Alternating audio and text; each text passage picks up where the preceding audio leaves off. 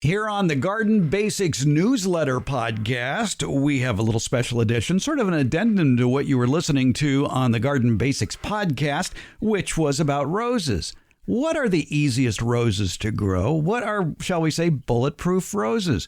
We're talking again with Charlotte Owendyk, Master Rosarian with the Sierra Foothills Rose Society here in the Sacramento area of California. And Charlotte, you've probably gotten that question from people all over the country. And again, the Sierra Foothills Rose Society deals with rose growers from near sea level all the way up to 6,000 feet or so in the mountains. So I can't believe that there's a rose like that would do well for everybody like that. But you say there are. There's one rose that I absolutely love because it's a very unusual coloring. It's called distant drums.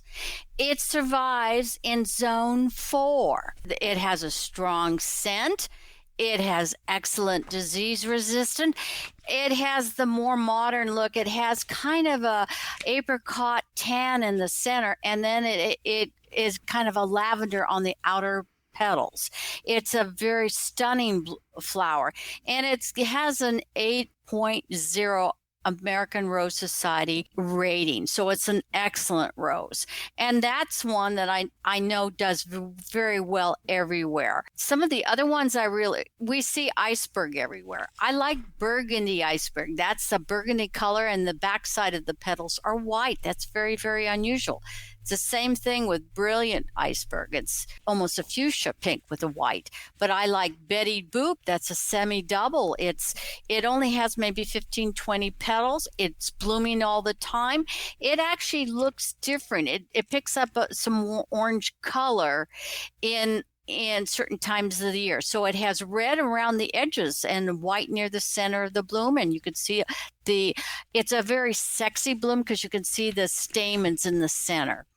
Belinda's Dream is an excellent rose, and it's a tough rose. Excellent disease resistant. It's heat tolerant. It's very, very fragrant, and that's a very soft pink.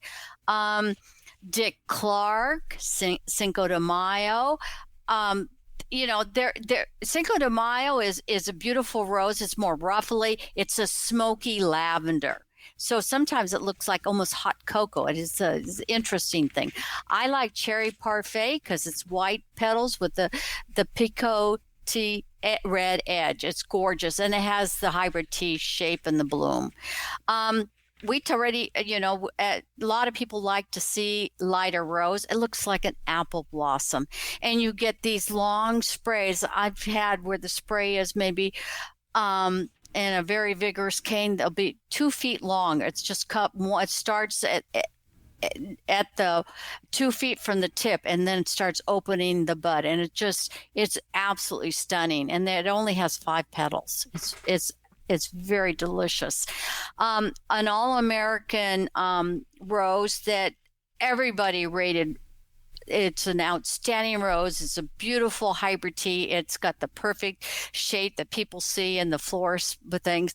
And it's kind of a coral with more of a cream color in the center. That's Gemini.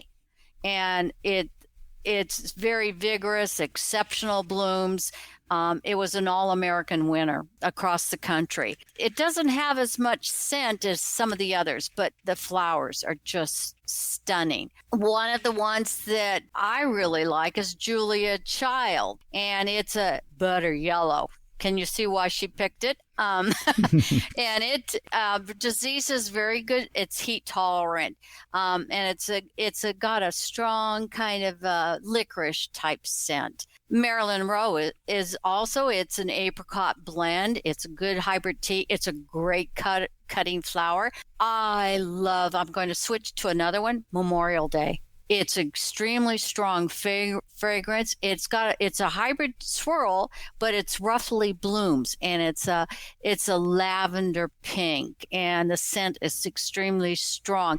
It bloomed all summer, and we had a hot summer here, so it's very vigorous. So that's one of my favorites. For a single rose, one of the ones I really like, and because it blooms very well for me. It's called Playgirl.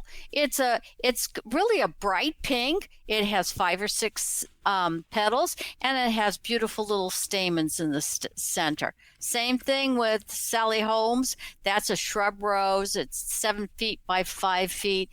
It's shade tolerant. You can put that in the shade. And when you do that, I like the column. It has these really pretty little buds that are long and tapered. It kind of looks like a pretty pastel kind of peachy ballet shoe. That's what I had a picture, and I saw the bud with the open bloom, and I said, that looks like a ballet shoe. But rock and roll is good. Quietness is an excellent rose all across the country. It's scent strong. It's 4x4. Very, very good disease tolerant. Vigorous. Again, all of these roses I'm mentioning are vigorous, and it tolerates the heat very well. What else do I have? I'm out of room on my paper, Charlotte. I'll give you one more. Oh, a secret. That's my favorite rose. I like that because it kind of looks like Gemini, but it's very fragrant, and it's a prolific bloomer. Normally in a hybrid tea, it takes about 5 to 6 weeks for it to repeat. Let's say you get the spring bloom and you cut all the bloom off. It'll take you 5 to 6 weeks before you get bloom again. This one will do it instead of 5 to 6 weeks, so it'll do 4 to 5 weeks. So its bloom cycle's short. So that's one of my favorites because it's always in bloom. I have 3 of those. So that's a big deal if I have 3 of anything. So that's it. I'm done. No, you're not. I have a question. You mentioned that Playgirl is a single rose. What is a single rose? Single is basic 8 petals or less. All right. So, and those Whereas take a look at Marilyn Monroe or something like that, you'll have a semi-double is something like from 12 to 18 or 20. Anything above 20, that's what are more full size. Some roses have over 100 petals in their bloom. You also mentioned in this list Memorial Day, which we talked about in the podcast, as having very few prickles along the cane. That's right. It gets big, guys. It does get big, but it's great to put near a walkway so people aren't going to be afraid of that rose. All right. It's Charlotte Owendyk and her Bulletproof Roses. And again, that list: Distant Drums, Iceberg, Burgundy Iceberg, Betty Boop, Belinda's Dream, Dick Clark, Cinco de Mayo, Cherry Parfait, Lida Rose, Gemini, Julia Child, Marilyn Monroe, Memorial Day, Playgirl, Sally Holmes, Rock and Roll, Quietness, and Secret. And of course, we'll have those listed on the newsletter as well. That's a lot of roses that can work across the country, Charlotte. I know. Well, and some areas have a little bit more disease pressure, but people love roses and they'll do anything to make a rose grow. And the best thing to do is to go find a local society. You've got a lot of experts there, a lot of consulting rosarians. They're tested. They have to keep up with their knowledge. We did a lot of webinars just to keep up and just keep our tool set up to date.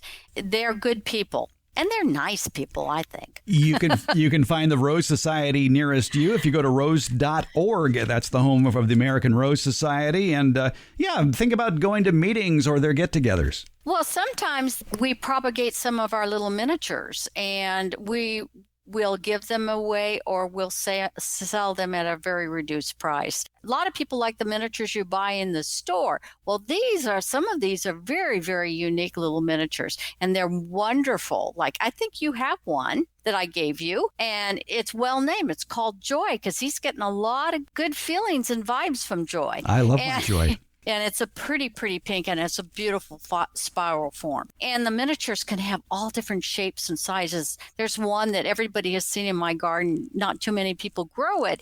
It's called Pink Poodle. It's lots and lots of little petals, but it's only about 2.5 inches in diameter. It's a very pretty little rose. So I'm propagating that for my friends. And it isn't because you actually own poodles, is it? Well, that may have been the reason I bought it. Yes, I imagine so, yes. Charlotte Owendyk. I've had that rose for 20 years, Guy, right. And I really like this rose. How long have you had poodles? Longer than that, 25 years. Okay, yeah. Standard poodles, too. Years. Yes, I've had 3 standards, the best. They're so mellow. I was raised by a standard poodle. Then you're a good soul. Thank you. Good list of roses for wherever you may live. The Bulletproof Roses of Charlotte Owendyk, Master Rosarian with the Sierra Foothills Rose Society. Thanks for that great list, Charlotte. You're welcome. And it's been a delight to talk about roses. I love talking about roses. I couldn't tell.